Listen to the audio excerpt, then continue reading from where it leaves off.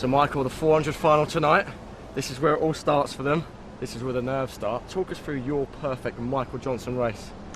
Well, the 400 meters is a race that, you wouldn't think that the start is really that important, but it really is, because it's not so much the reaction out of the blocks, but you want to get up to speed as quickly as possible. So you want to get out of the blocks as if you're running the 100 meters or 200 meters, which is really hard for a 400 meter runner to get that through their head and to get comfortable with that. And it wasn't until I really got comfortable with really aggressively getting out of the blocks and up to speed that I was able to break the world record. Should we go to the next part? Yeah, let's go. So at this point, you're up to speed, you've done at least 100 meters.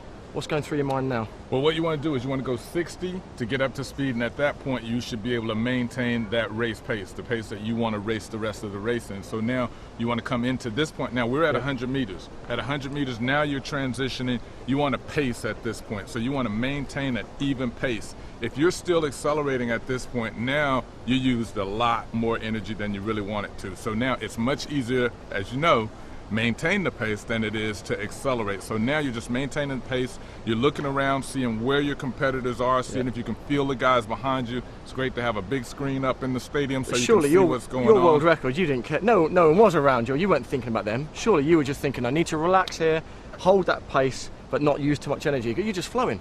Yeah, but you want to you've got to kind of use the other guys to some degree. And so that race, I went into that race thinking, okay, I'd like to break the world record, but that's secondary because I've got to win it first.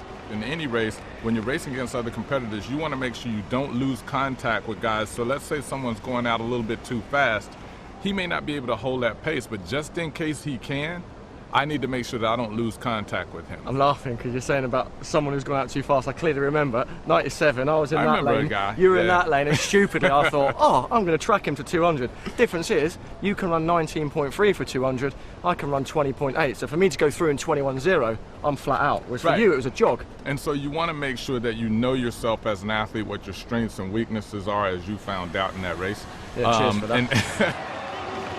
At 200 meters, you want to start to gradually start to give more effort, because this is where you position yourself where you want to be with 100 meters to go in the race. So this is where you start to give more effort. You're not necessarily accelerating, but you're starting to give more effort at this point.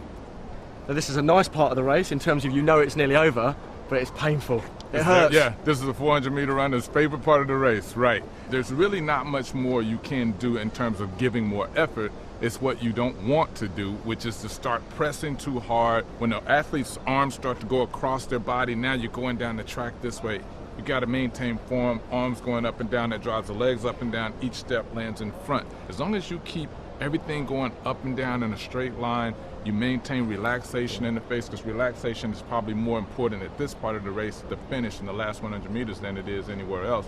As long as you do that, then you're going to end up with your best performance. And that's what Mancho did last night. She was just extremely relaxed just up until the last minute, and then there was the push across the finish line. You never used to have to do that, did you? You didn't have to dip. we were all up there, someone saying, hang on, put the kettle on. Well, I wanted to see what you guys were doing back there, so as soon as I crossed the finish line, I was like, Yeah, cheers for that.